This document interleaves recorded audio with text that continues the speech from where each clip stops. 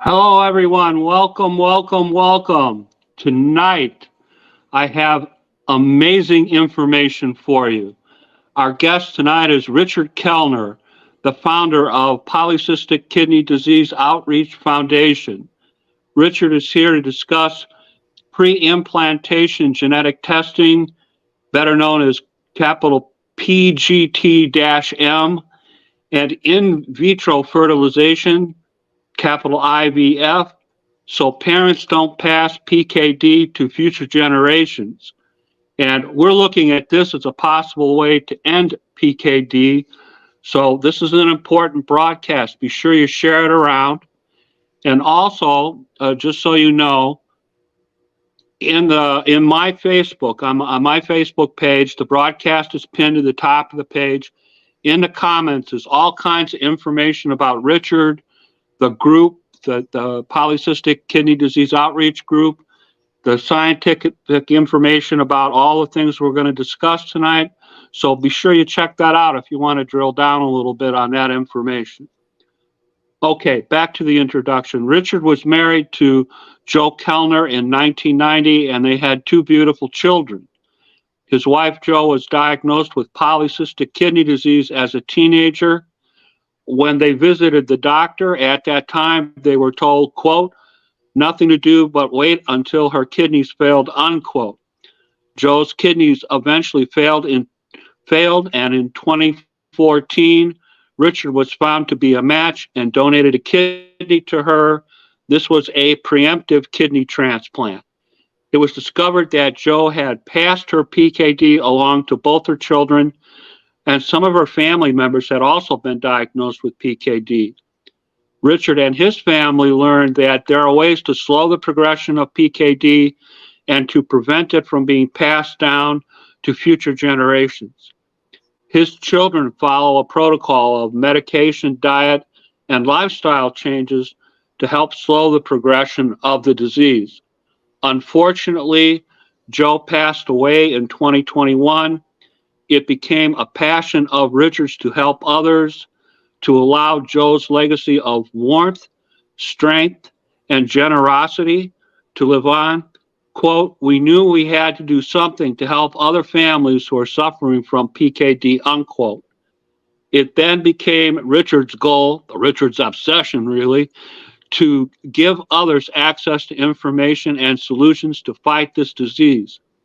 He created the PKD Outreach Foundation. You'll find that at www.k-D-O.org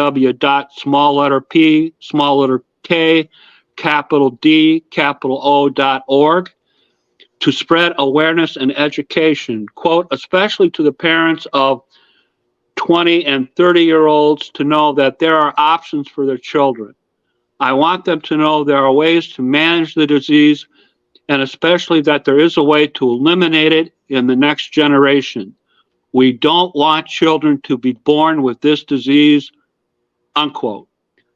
To find PKD and possibly eliminate it, the PKD Outreach Foundation recommends supporting live kidney donations to shorten the wait times for a kidney, to slow the progression of the disease, and most importantly, in your family, by pre-implantation genetic testing, that's the PGT-M that I mentioned earlier, and in vitro fertilization. So parents don't pass PKD to their future generations. This will be the focus of our discussion this evening. The PKDO is dedicated to the end of the threat of PKD to affected families, and that under certain circumstances, they will help with the funding of the cost of the PGT-M testing. Please give a warm welcome to our friend, Richard Kellner. Rich, how you doing tonight? I'm doing great, Jim. Thank you so much for having me. I'm glad you're here. This is interesting. Did I state everything correctly in the introduction? Beautifully. Thank you very much. Okay, our friends Elizabeth Odom and Anthony Reed are saying hello. You got fans already, my friend. Listen, this is a challenge for the whole community and an opportunity. And we're at the early stages of it, right? So there is the possibility for a PKD free world. It won't happen in my lifetime, but if I get enough time, maybe there won't be any more PKD babies born with PKD, right? By the time I go, and that's what we're starting with. Okay. Richard, tell us a little bit about where you grew up, your education, and your work experience. Yeah. So I grew up in New York, and have a college degree and had a career in international finance and then in insurance. I have a risk management business. What's interesting, it's been 15 years of as a CFO, COO. Then I have a company now called Next Chapter, which has been my second career in risk management, and I'm really looking at PKD as the final chapter, right? The third leg, and to basically take the skills and knowledge and everything that I learned in the first two, and actually put it to, instead of the for profit, now for good. Okay. It's my understanding that at one point in time you were married to a woman named Jo. Is that a correct understanding? Yeah, Joanne and I were married for 30 years. And when were you married? We were married in 1990. I was 23 years old. All right. And she's the mother of your two children?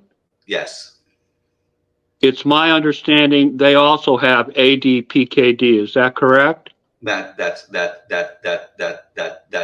correct. They're in their late. They're both in their late 20s. Very healthy, great. Doing well, and fortunately, because of the things that we've learned, they're doing some things. Both with diet therapeutics. There's a medical food called Keto Citra that we're big supporters of. That are all designed to help slow the progression of PKD. So it's certainly not a cure, but maybe with these modest changes in lifestyle and diet, instead of their kidneys failing at around 50, like their grandmother, their mother, and their aunt, they could potentially get an extra 15 to 20 years out of their native kidneys, right? To postpone the need for a transplant until they're 65 or 70. And, that would be pretty life-changing.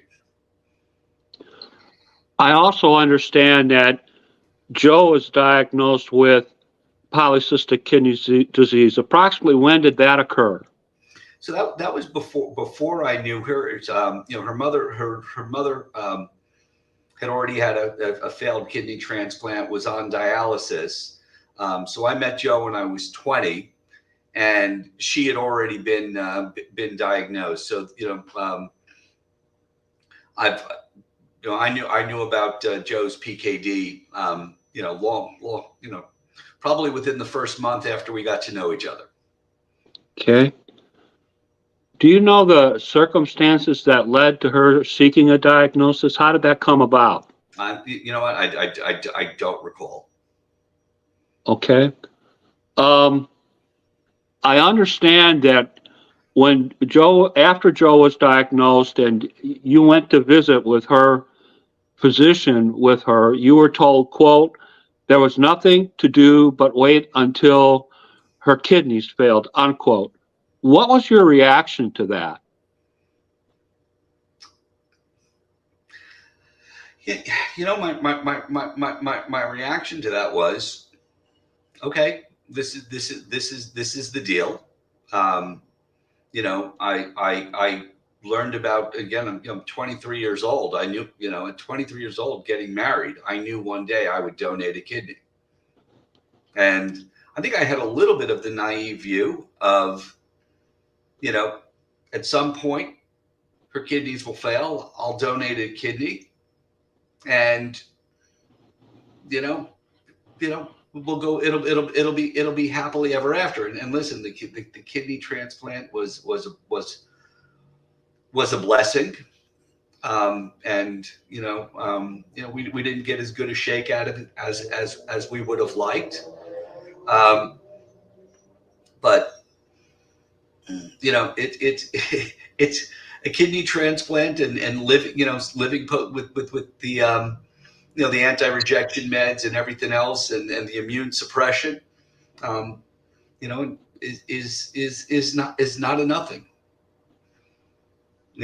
And the reality is the immune suppression is the reason why Joanne's mother passed at 68 and why Joanne passed at 56.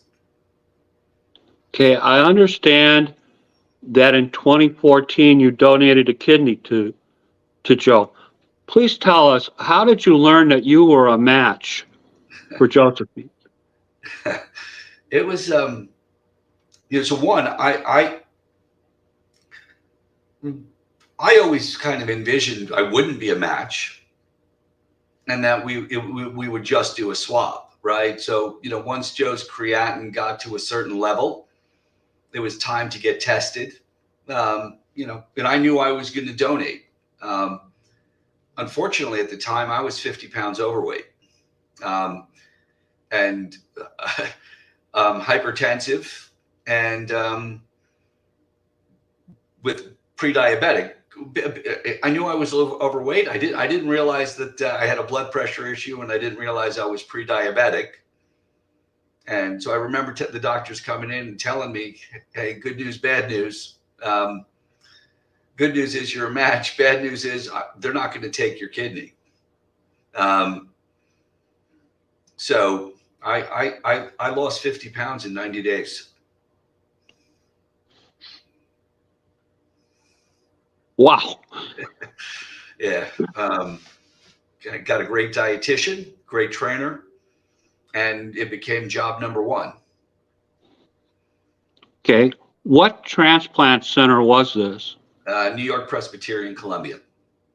Okay. And again, so people understand, preemptive kidney transplant, that's transplant before starting dialysis. So Joe didn't spend one day on dialysis. Is that correct? That's correct. So we were supposed to have participate in I was a good match, but not a perfect match. And we were supposed to participate in a 3-couple paired exchange. Unfortunately, Joe's pre-surgical testing, she had a spot on her lungs, and they had to cancel the whole thing. Turned out to be nothing. 6 weeks later, there was nothing on the X-ray, but they had to reschedule another swap. And then, it took time to get another swap scheduled. And then at that point, Joe's creatinine and kidney function had slipped enough. So they called me up and they said, "Look, there's one extra procedure that we need to do on Joe, but we could do this direct. And that's a better choice than her going on dialysis until we could arrange a swap." So that's the way it went down. Okay. Do you remember the approximate date in 2014 when you donated to Joe? February 6th. Wow. I'll give you credit. You had a kind of a bumpy road to transplant. We did. We definitely did. Between 2014 and 2021, your children as well as other members of the family were diagnosed with PKD, and you've mentioned that there was protocol that your children followed to try and slow the progress of the disease in terms of medication, diet, and lifestyle. Can you explain to us what types of medication, diet, and lifestyle that your children are utilizing to try and slow down the progression? Yeah, so from a lifestyle perspective, it's obviously staying fit, being smart about eating. But there are some specific things with PKD, some things certain foods such as oxalates that are in almonds and spinach and otherwise healthy foods that are known to accelerate the growth of the cysts, right? So they're on a diet where they kind of stay away from those things, and they've worked with a dietitian to kind of get guidance in terms of the types of things that they need to stay away from. They're on a drug called Genarq, right, which is another FDA approved drug, and a drug that the PKD Foundation completely supports. And again, it's designed to slow the kidney, the cyst growth. So they're on that, and then they also take a medical food supplement called Keto Citra, which all the doctors have looked at and said, yeah, this is all natural stuff. It's not dangerous, and certainly not dangerous to the kidney, and it's very promising in terms of the potential for slowing the progression of the cyst growth. Okay, and when you talk about Genarq, that is the same medication that's also called Tolvaptan. Is that correct? Same medication.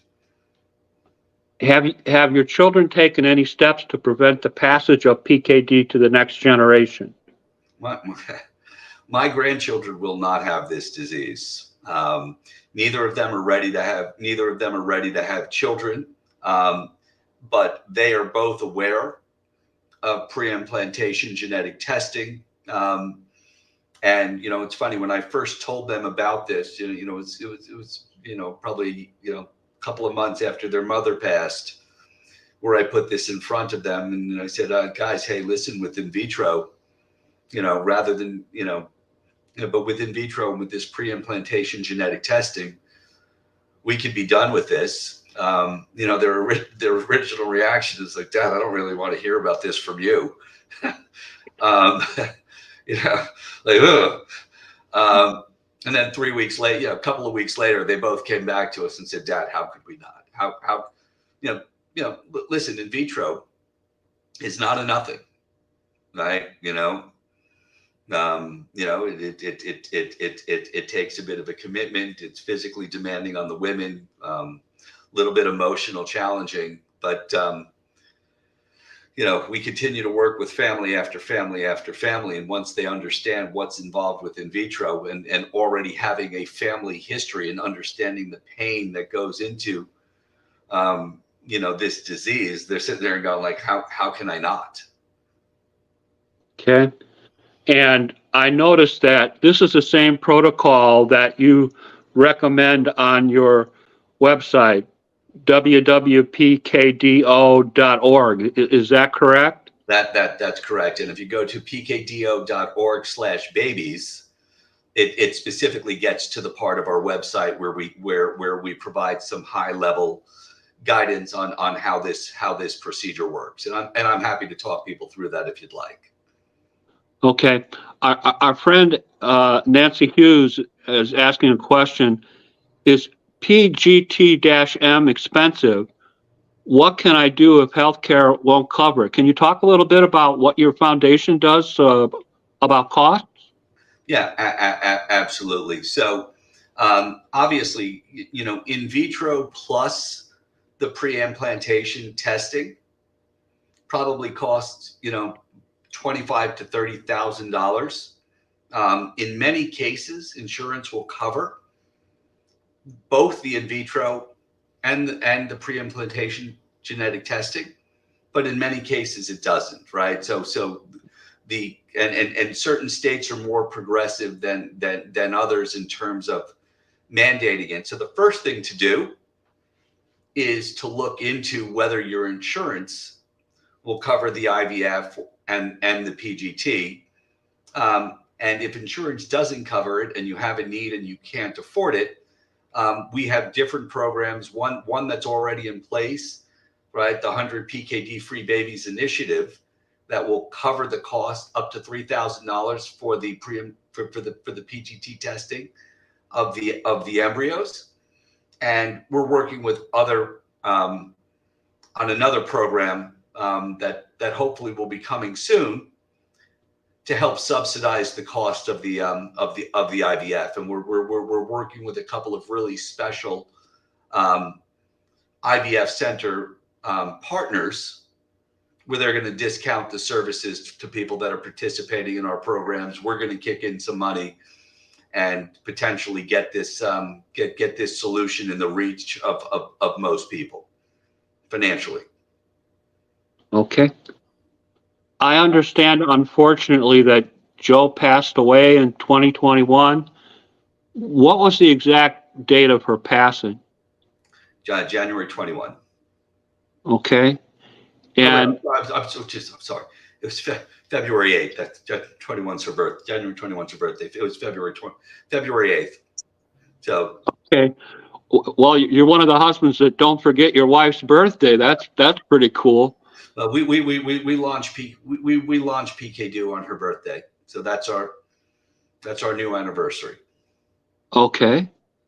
What caused her to pass? I mean, I know she had polycystic kidney disease, but my experience with it is there are usually complications, comorbidities that work their way in. Did Joe have any experience with that? So the immune suppression and the enlarged kidneys were comorbidities but she had pancreatitis. So gallstones that cause pancreatitis, and the immune suppression and enlarged kidneys gave her really little chance of beating the pancreatitis. Okay.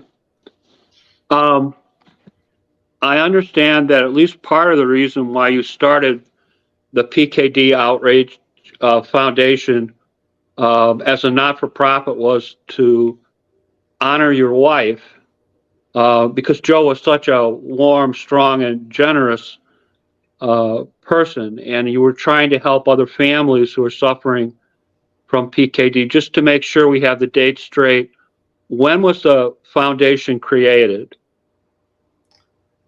It was launched January 21, 2022. Okay. And can you discuss the foundation's mission with us a little bit? Yeah, I mean, real simple. We're looking to put an end to this disease. So the big goal, right? I've got 100 PKD free babies initiative that we're doing now, where we've got funding for 100 PKD free babies.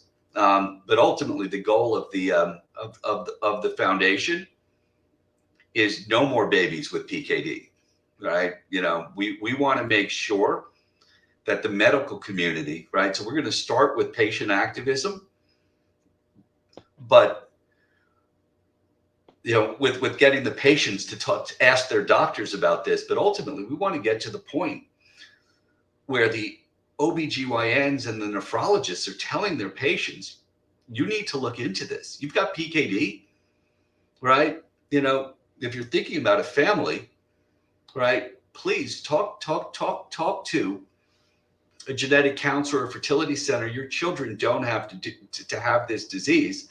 And then obviously we want to make sure that the funding is available so that that people that find out about this then go, well, that's great that this exists, but I can't afford $30,000.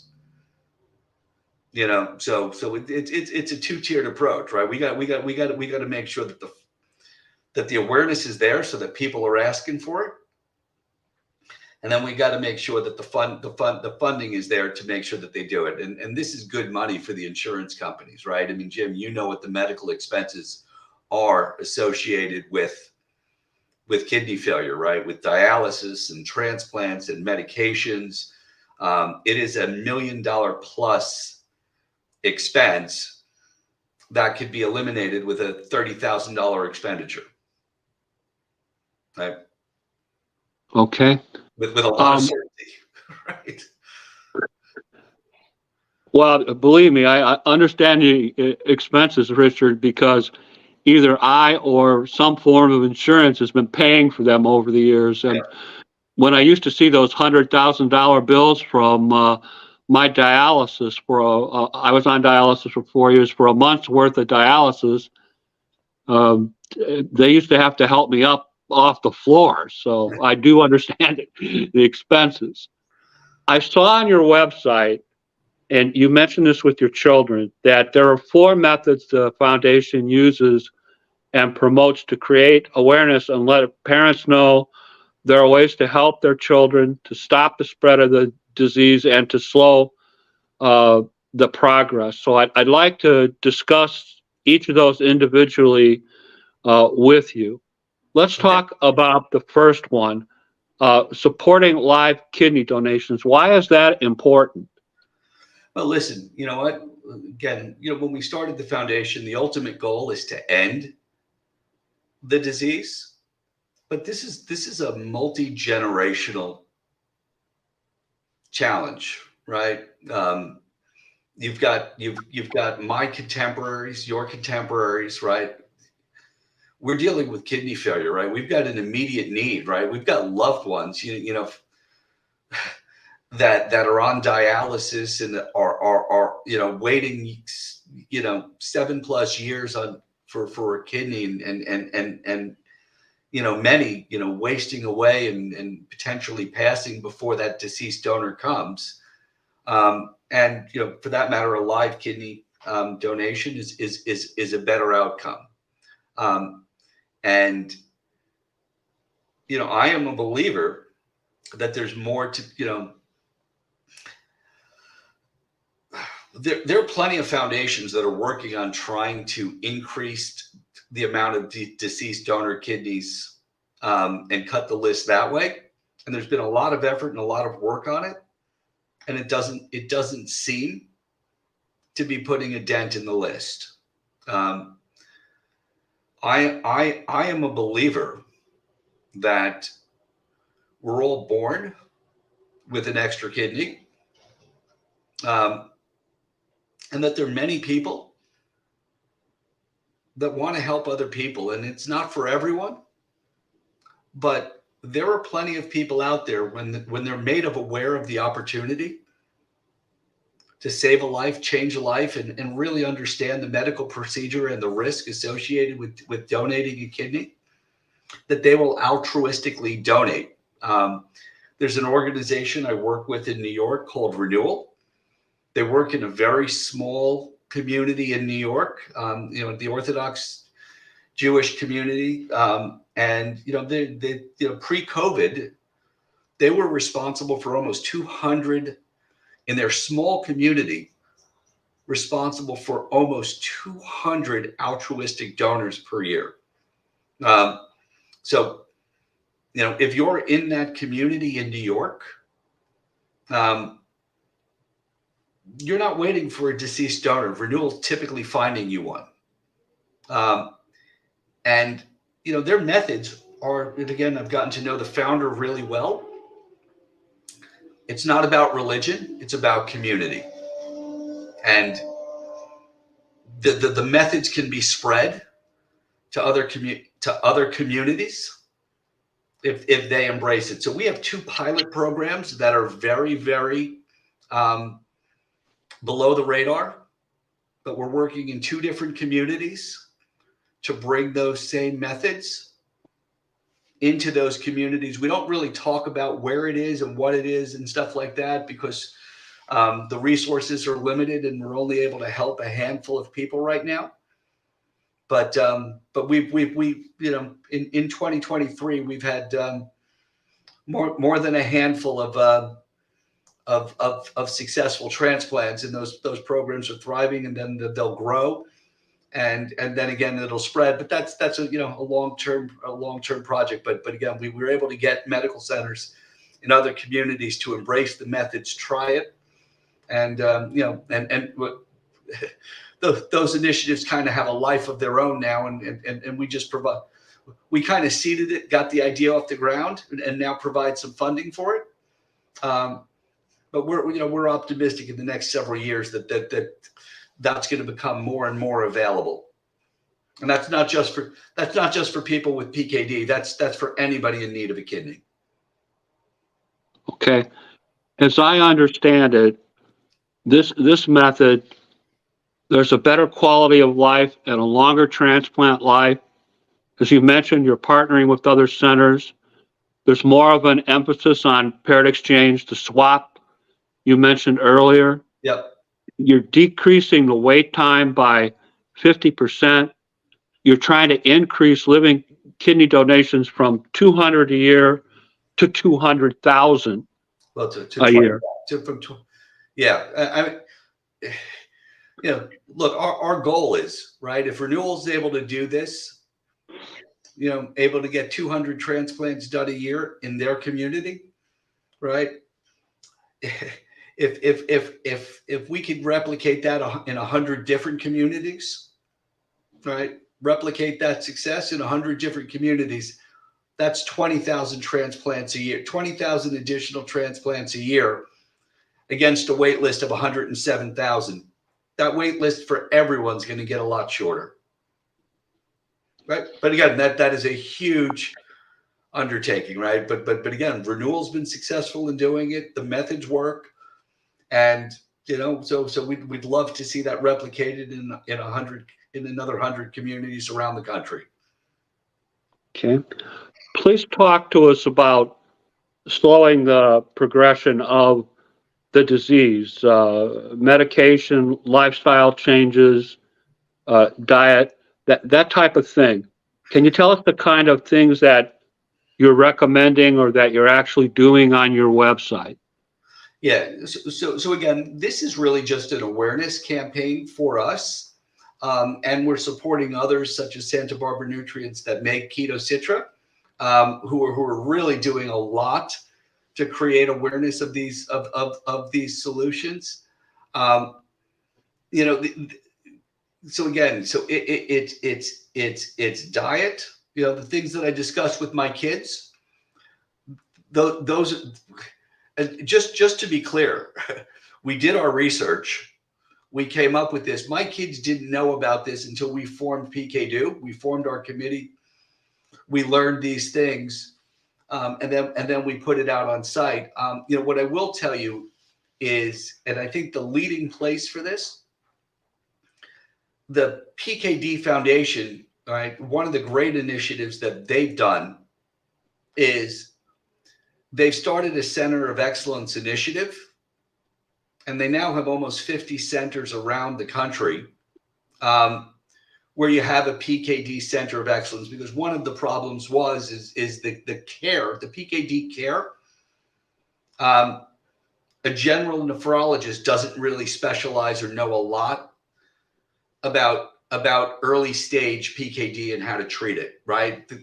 They treat CKD, right? You got, well, every nephrologist is trained to treat a patient, with PKD. Once their GFR drops low enough, they know what to do. They're not necessarily trained, right? How to take a young patient who's perfectly healthy. And these are the things that you could do to slow the progression of the disease. I mean, we had a great nephrologist, and with tolvaptan or Janarq, whatever, the doctor mentioned it to us, said, "Yeah, this is out there. It seems promising." And I'm like, "Well, can you tell me more?" He's like, "Well, you should Google it." I'm looking for a little better from the doctors, and I think, at the PKD Centers of Excellence, that they are better prepared to deal with those questions and stuff like that. But again, the 20 and the 30-year-olds that are otherwise healthy are not even, typically are not going to nephrologists. So to all of my contemporaries out there that have kids in their teens, in their 20s, and their 30s, we have a link on our site that will direct you to the PKD Foundation Center of Excellence. You can find the one nearest you. We can refer you to dietitians. Again, but it's really just a matter of talking to the right doctors about diet, tolvaptan. And again, I encourage you to go to Santa Barbara Nutrients and learn more about keto citrates. It's another product we really believe in.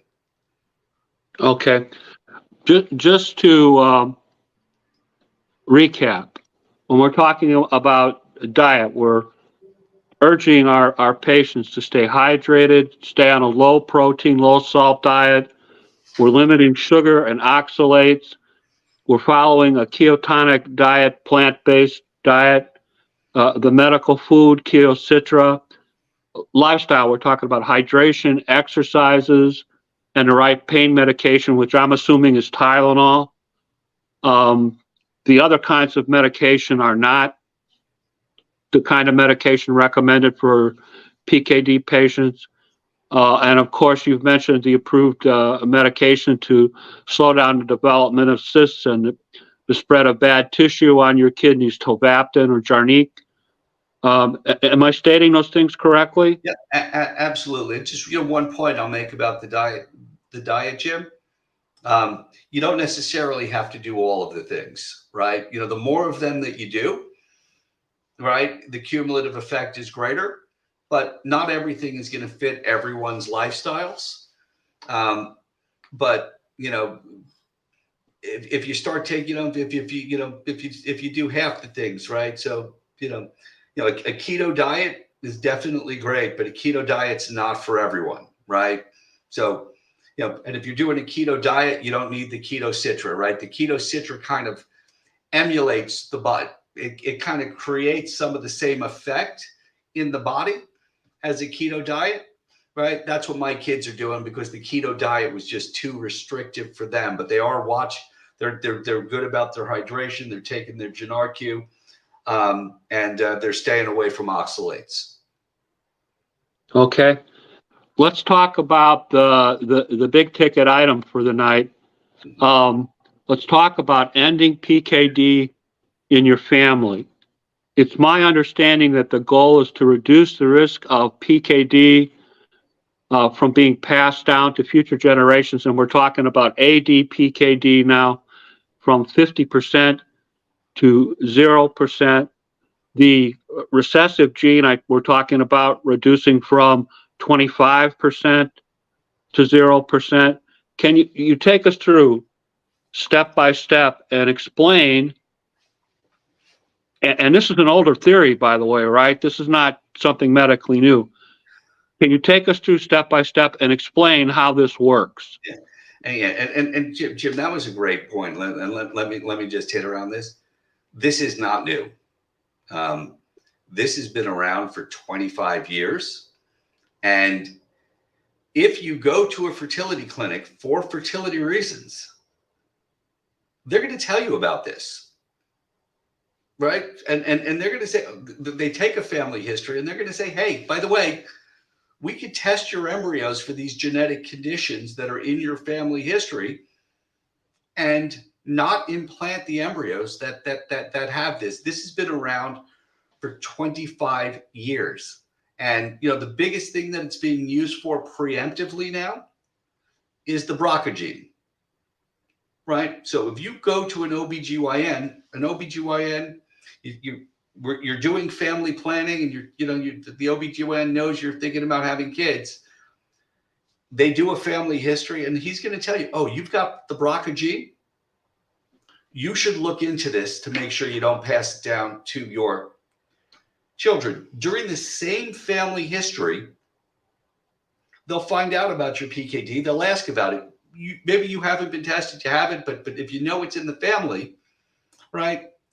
And for some reason, the vast majority of OBGYNs, the bell doesn't go off to think about this time-tested, proven, well-understood science. They're not connecting the dots. But if you do go for it, the first step is actually a pretty non-invasive procedure where they basically go to the parents and potentially some of the other family members that have the PKD, and they take either blood or a saliva sample, they test the DNA, and they try to identify the one of 4 genes that cause PKD. And, you know, when it's in the family, multi-generational, right? You know, you've got, you know, more than one person in the family with it. They are very typically able to identify that gene and create what's called a probe, right? You know, which is basically the probe is basically the benchmark that they'll test the embryos against. If you're a de novo case, it's not impossible to come up with an effective probe, but it is harder. So once you go through that step and you have a probe, they could tell you, no, we've got a really good probe. Like this probe, when we go to test the embryos, we'll be able to find that gene. And again, typically, if it's multi-generational, you know, more than one person, that the probes are usually reliable. And you wouldn't start and you don't start the IVF until you've got a good probe that you know is going to be effective, right? So modest cost, right? Not invasive. Either we can or we can't be effective with this. Assuming that you have a good probe, you know, the next step is you start the in vitro process, right? They harvest, they work with the women, they go through the harvesting of the eggs process. Then they fertilize the eggs and they let the embryos mature a bit. And then what they do is they do the PGTM testing. They take a little sample of the DNA from each of the embryos, match it against the probe to determine which of those embryos have the PKD. And by the way, at the same time they're doing this, they can test for other diseases, right? We're only doing it for PKD, but if there are other serious diseases in the family, that's what they're doing. They're not testing for boy girl. They're not testing for eye color. It is just genetic diseases. That's what they're, you know, serious genetic diseases. And then, you know, you've got 12 embryos. 6 of them have PKD. 6 of them don't. Well, when they go to pick the 1 or 2 embryos that they're going to implant, they're obviously going to pick from the 6 that don't have PKD. And by the way, you know, again, if they get 6 embryos that don't have PKD, they'll implant 1 or 2. Hopefully that creates a pregnancy and a child. If it doesn't take the first time, you've got more embryos. And by the way, you know, hopefully, you know, again, if it's a young family that wants more than one child, you know, the embryos that don't have PKD, and even the other ones are potentially frozen and available for a second or third pregnancy. So you don't have to go through the harvesting cycle twice if you have enough PKD-free embryos. Okay. And so our audience understands the PGT-M test, that is specifically designed for genetic conditions like PKD, to try to find that genetic mutation before the pregnancy occurs. Do I have that correct? That is correct. This is all before the pregnancy it happens. 100%. We are not testing for anything after the pregnancy. They're implanting embryos that are PKD free. Okay. What is the percentage of chance after a parent goes through all the genetic mutation testing and the biopsy and the probe and the in vitro fertilization of the woman giving birth to someone that has PKD? Is it an absolute zero opportunity or is it something else? nothing in life is an absolute zero, but my understanding is that if there's a good probe, the possibility of that an embryo that's tested against that probe having PKD is well below 1%, and would be that rare occasion where it was actually a new mutation, right? Because again, PKD is both passed down, but there are de novo cases, right? It is a mutation that does occur, and we've dealt with several families where neither parent had it. Right. So, and it does spontaneously come up. Yep. And so that's what I'm saying. And that is also rare, but I suppose even if you do it right, you could not implant the embryos that have the family marker, but you could have a spontaneous de novo case in that embryo. But again, the probabilities of that are tenths or hundredths of a percent. Okay. And the cost for all this testing, what would you estimate the cost to be? The PGT testing typically runs about a few $100s per embryo, and we're working on getting some discounts from the testing facilities. There's also some cost to the probe, but the genetic testing in general, in terms of both the probe and the embryo testing, probably adds about $5,000 to the cost of the in vitro. Okay, and I understand that your foundation has an initiative going about 100 PKD free babies. Can you talk to us a little bit about that? Yep. So for any families where insurance will not cover the genetic testing, the PGTM, we'll fund up to $3,000 for the testing of the embryos. And the link for that is, of course, on your website, correct?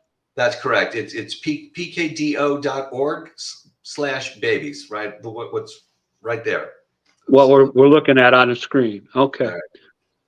All right. Now, during the broadcast, you mentioned there were some future initiatives.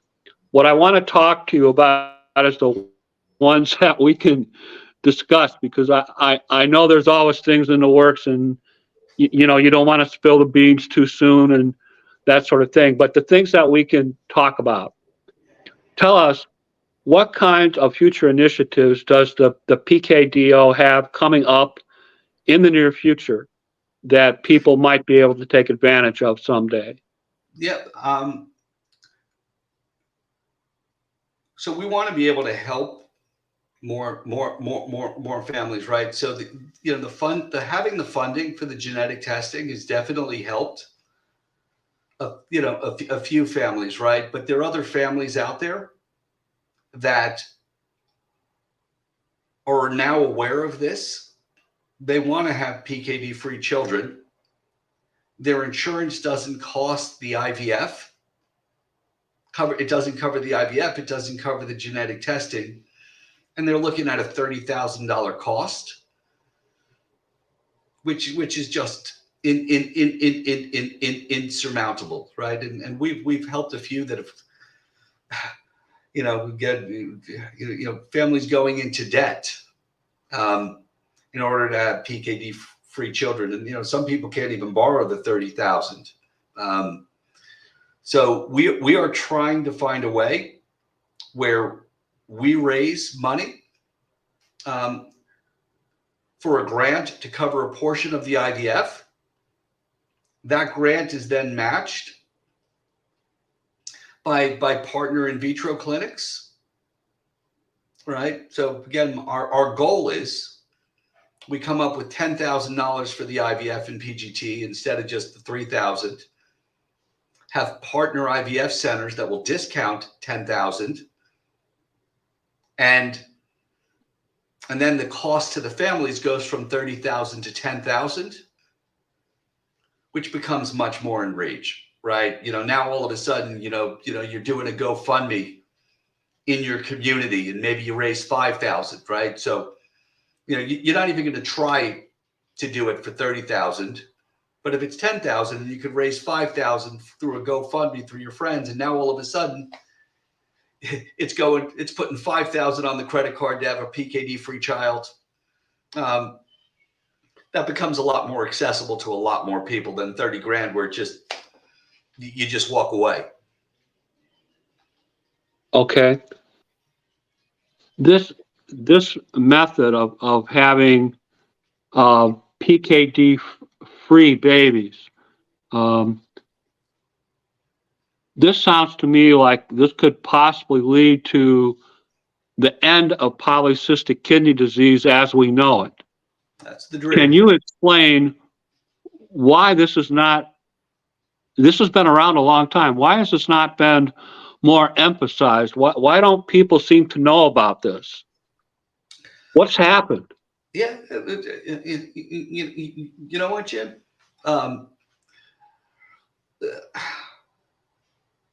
The medical system is strained. Doctors are strained. They work really, really hard seeing patients, and unless it's on their checklist, unless the medical community is turning around and saying, hey, these are the things you check for, not every doctor has an opportunity to think about it. And by the way, I've spoken to medical students, who've graduated medical school in the last 4 or 5 years, and they're currently still not teaching medical students about this. They're teaching them about PKD, and again, they're still teaching them, there's nothing you can do about it till kidney failure. So yeah, it's just, and listen, they can't teach everything. It's a little bit stale, and so yeah, the training is a little bit stale. We're not on the checklist for the OBGYNs. This stuff is outside of the typical training of the nephrologist. They haven't been made aware of it. So it's fixable, right? But we got to start, right? So if we could build a community that starts having a loud enough voice, hopefully the medical community starts hearing it and the word starts getting out. Doctors start telling people about it. And then we could focus on the funding issues. Okay. So I just want to remind all those PKD patients out there, all those potential PKD parents, sometimes you have to be your own best advocate. And for sure, when you're in seeing your doctor, your GP or your nephrologist, and if you want to have children, you may be the one that has to bring this up. Yeah. You may be the one that may have to call this to their attention. You may be the one that has to insist that you be given the opportunity to go through this process because of what Richard just said. So, yeah. Okay, Uncle Jim, that's enough editorializing from you.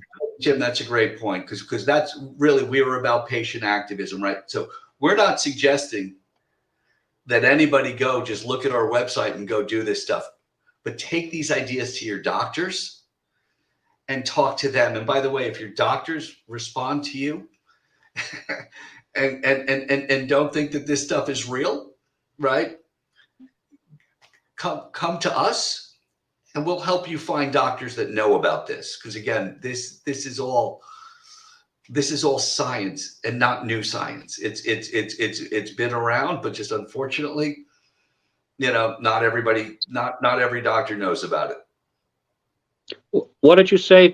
25, 29 years, something like that? Yeah, about my understanding is the PGTM has been pretty established science for over 25 years. Okay. Richard, do you have any final statements that you wish to make to our audience this evening before we conclude the broadcast? No. Well, Jim, I want to thank you for helping us get the word out, right? So we're at the beginning, right, of solving a problem. And people like you getting involved, your members of your community getting involved. This is how we're going to solve the problem. Right now, it's just me and two other people, doing what we can to get the word out, to raise the money and stuff like that. And we're getting some pretty good traction. We've helped a lot of families already. But if we've got people getting involved and talking to their doctors and bringing these ideas to their doctors and poking the curiosity, that's gonna create the momentum that will allow this again. Get the medical community kind of listening and on board. Okay. Richard, I can't tell you how much I appreciate you coming on and helping to raise awareness tonight and educate us about the PKDO Foundation and the things that you guys do, and especially about the genetic testing, the biopsy, embryo biopsy, and the in vitro fertilization that could lead to a very low number of infants getting polycystic kidney disease, either the dominant version or the recessive version, Right. which, as you know, is more damaging under some circumstances to young children. So I thank you very much for coming on. I have a little bit to wind up with the audience, so I'm going to let you go. I know you're a busy guy and it's a Friday night. But I just want to say thank you. Wow, what a terrific broadcast. Just great information. And I'm so fired up for your cause. It's just an amazing thing. I'm glad that you guys are out there and you're making this known. Thank you for coming on and educating all of us this evening. Great. Thank you again for the opportunity, Jim. Thank you. No worries. No worries, my friend. We'll be in touch. All right. Rich, you can go. Don't worry. Thank you. I know it's Friday night. Not everybody's crazy like me. Any rate, we have Mr. Gunther on next week. He's an advocate for the DPC Foundation. He's going to tell us a little bit about his story and about his advocacy work. You don't want to miss this. This is an extremely experienced advocate. So, fire up, and I'll see you guys next week. Same bat time, same bat channel. And thank you so much again for coming in and being with us and helping us to raise awareness for PKD, which is near and dear to my heart since I've lost, so many members of my family to polycystic kidney disease. So thank you for watching. Please spread the words. Hello to my friends Donna and Elizabeth that didn't get a chance to say hi during the broadcast. I want to do it now. And I'll see you guys next week. Thank you for watching.